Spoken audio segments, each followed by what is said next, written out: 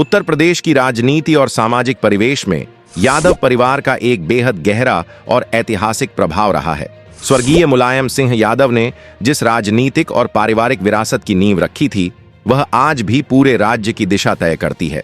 लेकिन 13 मई 2026 का दिन इस परिवार और पूरे उत्तर प्रदेश के लिए एक बेहद दुखद और अप्रत्याशित खबर लेकर आया। स्वर्गीय मुलायम सिंह यादव के छोटे बेटे, उत्तर प्रदेश के पूर्व मुख्यमंत्री अखिलेश यादव के सौतेले भाई और भारतीय जनता पार्टी की नेता अपर्णा यादव के पति प्रतीक यादव का महज 38 वर्ष की अल्पायु में अचानक निधन हो गया। इस खबर ने राजनीतिक गलियारों से लेकर आम जनता तक सभी को गहरे सदमे में डाल दिया है। एक युवा उद्यमी जो हमेशा अपनी फिटनेस और स्वास्थ्य को लेकर जागरूक रहता था, उसका इस तरह अचानक दुनिया से चले जाना कई गंभीर सवाल और गहरी उदासी छोड़ गया है।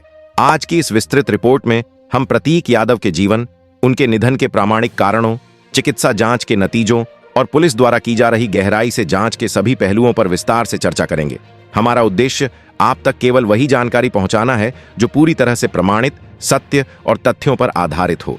प्रतीक यादव को करीब से जानने वाले लोग यह बात बहुत अच्छी तरह से जानते हैं कि उन्होंने राजनीति के शोर शराबे से खुद को हमेशा दूर रखा।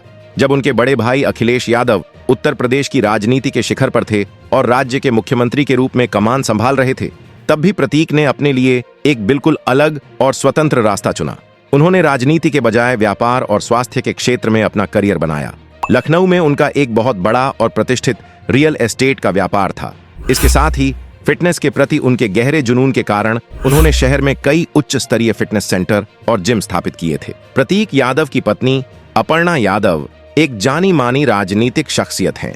अपर्णा ने अपने राजनीतिक सफर की शुरुआत समाजवादी पार्टी से की थी, लेकिन बाद में उन्होंने अपने वैचारिक दृष्टिकोण के आधार पर भारतीय जनता पार्टी का दामन थाम लिया। पत्नी के सक्रिय राजनीति में होने और एक अत्यंत शक्तिशाली राजनीतिक परिवार से ताल्लुक रखने के बावजूद प्रतीक यादव ने कभी भी राजनीतिक मंचों पर खुद को प्रस्तुत नहीं किया। वह एक बेहद शांत, एकांत प्रिय और अपने काम से काम रखने वाले व्यक्ति के रूप में जाने जाते थे। उनका पूरा ध्यान अपने व्यापार के विस्तार, अपने परिवार की देखभाल और अपनी शारीरिक फिटनेस को बेहतर बनाने पर केंद्रित रहता था। ऐसे में एक स्वस्थ और अनुशासित जीवन जीने वाले युवा का अचानक निधन हो जाना हर किसी के लिए अकल्पनीय था। 13 मई 2026 की उस मनहूस सुबह को प्रतीक यादव की तबीयत अचानक बेहद खराब हो गई। सूत्रों के अनुसार उन्हें सांस लेने में गंभीर तकलीफ का सामना करना पड़ रहा था। स्थिति की गंभीरता को देखते हुए उनके परिवार के सदस्यों और करीबियों ने बिना कोई समय गंवाए उन्हें तुरंत लखनऊ के सिविल अस्पताल पहुंचाया। अस्पताल के वरिष्ठ चिकित्सकों की टीम ने उनके जीवन को बचाने का हर संभव प्रयास किया, लेकिन दुर्भाग्यवश उन्हें बचाया नहीं जा सका और डॉक्टरों ने उन्हें मृत घोषित कर दिया। इस खबर के आते ही अस्पताल के बाहर शुभचिंतकों और बड़े राजनेताओं का जमावड़ा लग गया। प्रतीक यादव की अचानक हुई इस मृत्यु के पीछे का असली कारण जानने के लिए प्रशासन और पुलिस के आला अधिकारियों ने तुरंत पोस्टमार्टम कराने का निर्णय लिया। पोस्टमार्टम रिपोर्ट ने चिकित्सा विज्ञान के नजरिए से उनकी मौत का जो प्राथमिक कारण बताया, वह था पल्मोनरी थ्रोम्बोएम्बोलिज्म। चिकित्सा विशेषज्ञों के अनुसार यह एक ऐसी गंभीर और जानलेवा स्थिति होती है जिसमें शरीर के किसी अन्य हिस्से, आमतौर पर पैरों की गहरी नसों में खून का एक थक्का बन जाता है। यह थक्का रक्त प्रवाह के साथ सफर करता हुआ सीधे फेफड़ों की मुख्य धमनियों में पहुंच जाता है और वहां जाकर फंस जाता है। इससे फेफड़ों में रक्त का संचार अचानक पूरी तरह से रुक जाता है, जिससे शरीर में ऑक्सीजन का स्तर तेजी से गिरता है और हृदय गति रुक जाती है। इस बीमारी में मरीज को संभलने या अस्पताल तक पहुंचने का बहुत ही कम समय मिल पाता है। चिकित्सा विज्ञान के अनुसार यह एक प्राकृतिक लेकिन अत्यंत आकस्मिक मौत का कारण है। हालांकि मौत का प्राथमिक कारण चिकित्सा रिपोर्ट में स्पष्ट हो गया था, लेकिन पोस्टमार्टम रिपोर्ट में एक ऐसा चौंकाने वाला तथ्य सामने आया जिसने इस पूरी घटना को एक गहरे जांच के विषय में बदल दिया। फोरेंसिक विशेषज्ञों और डॉक्टरों के पैनल ने अपनी विस्तृत रिपोर्ट में उल्लेख किया कि प्रतीक यादव के शरीर पर कुल 6 चोटों के निशान पाए गए हैं। ये निशान मुख्य रूप से उनकी छाती, कोहनी और कलाई के आसपास मौजूद थे। डॉक्टरों ने अपनी वैज्ञानिक जांच के आधार पर यह स्पष्ट किया कि ये सभी चोटें मौत वाले दिन की नहीं हैं, बल्कि ये मौत से लगभग 1 से 7 दिन पुरानी है। एक उच्च वर्गीय और सुरक्षित वातावरण में रहने वाले व्यक्ति के शरीर पर इस तरह की रहस्यमय चोटों का मिलना पुलिस जांच के लिए एक बहुत बड़ा सुराग बन गया। ये चोटें कैसे लगीं? क्या वे जिम में वर्कआउट के दौरान किसी दुर्घटना का शिकार हुए थे? क्या उनका किसी के साथ कोई शारीरिक विवाद हुआ था? या क्या ये निशान किसी गहरे मानसिक और शारीरिक संघर्ष का परिणाम थे?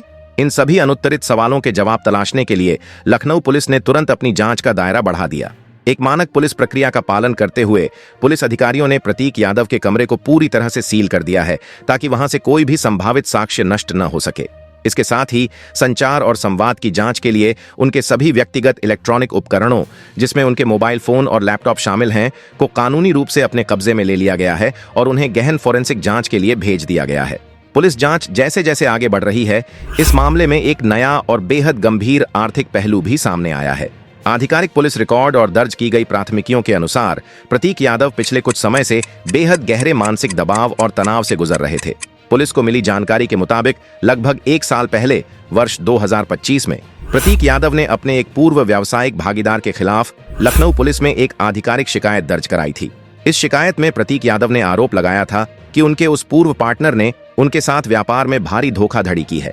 बात सिर्फ व्यापारिक नुकसान तक सीमित नहीं थी, बल्कि शिकायत में स्पष्ट रूप से यह बताया गया था कि वह व्यक्ति प्रतीक यादव को लगातार ब्लैकमेल कर रहा था और उनसे लगभग 4 करोड़ रुपए की भारी भरकम रंगदारी की मांग कर रहा था। इस दबाव और धमकी के कारण प्रतीक यादव का मानसिक स्वास्थ्य बुरी तरह प्रभावित हो रहा था। मनोवैज्ञानिकों और चिकित्सा विशेषज्ञों का यह मानना है कि अत्यधिक और निरंतर मानसिक तनाव व्यक्ति के शरीर की कार्य प्रणाली को बुरी तरह से बाधित कर सकता है। कई मामलों में अत्यधिक तनाव रक्तचाप में अनियमितता और शरीर में रक्त के थक्के बनने की प्रक्रिया को भी तेज कर सकता है। पुलिस अब इस बात की बहुत बारीकी से जांच कर रही है कि क्या उस रंगदारी के मामले, उस पूर्व पार्टनर की धमकियों और शरीर पर मिली 6 पुरानी चोटों के बीच कोई सीधा संबंध है। क्या पिछले 7 दिनों में उस व्यक्ति के साथ कोई तीखी बहस या कोई अन्य घटना घटी थी। किसी भी व्यक्ति के जीवन के आखिरी दिनों की स्थिति को समझने के लिए उसके सबसे करीबी दोस्तों के बयान बहुत महत्वपूर्ण होते हैं। प्रतीक यादव के मामले में उनके जिम पार्टनर और सबसे करीबी दोस्त ने जांच अधिकारियों और प्रेस के सामने कुछ बेहद महत्वपूर्ण खुलासे किए हैं। इस दोस्त ने स्पष्ट रूप से बताया कि प्रतीक यादव शारीरिक रूप से पूरी तरह से फिट थे। उन्हें पहले से कोई गंभीर बीमारी, हृदय रोग या मधुमेह जैसी कोई समस्या नहीं थी। उनका जीवन अनुशासन से भरा था। हालांकि दोस्त ने बताया कि अत्यधिक तनाव के कारण प्रतीक ने जिम आना बहुत कम कर दिया था। वे अपने रियल एस्टेट व्यापार और 4 करोड़ रुपए की जबरन वसूली के मामले से काफी परेशान थे। सबसे बड़ी बात यह साफ हुई है कि प्रतीक का अपर्णा या अखिलेश यादव के परिवार से कोई मनमुटाव नहीं था। इस खुलासे ने पारिवारिक कलह की सभी झूठी अफवाहों को पूरी तरह खारिज कर दिया है। एक लोकतांत्रिक और पारदर्शी व्यवस्था में यह पुलिस और न्यायपालिका की सर्वोच्च जिम्मेदारी है कि वह इस तरह के संवेदनशील मामलों की तह तक जाए। लखनऊ पुलिस की विशेष जांच टीमें इस मामले के हर एक पहलू को बहुत ही वैज्ञानिक और तकनीकी तरीके से खंगाल रही हैं। पोस्टमार्टम की फाइनल रिपोर्ट, फोरेंसिक लैब से इलेक्ट्रॉनिक उपकरणों, फोन, लैपटॉप के डेटा की रिकवरी और उस पूर्व बिजनेस पार्टनर से होने वाली पूछताछ के बाद ही इस पूरी घटना की असल तस्वीर साफ हो पाएगी। एक 38 वर्षीय युवा का जाना बेहद दुखद है।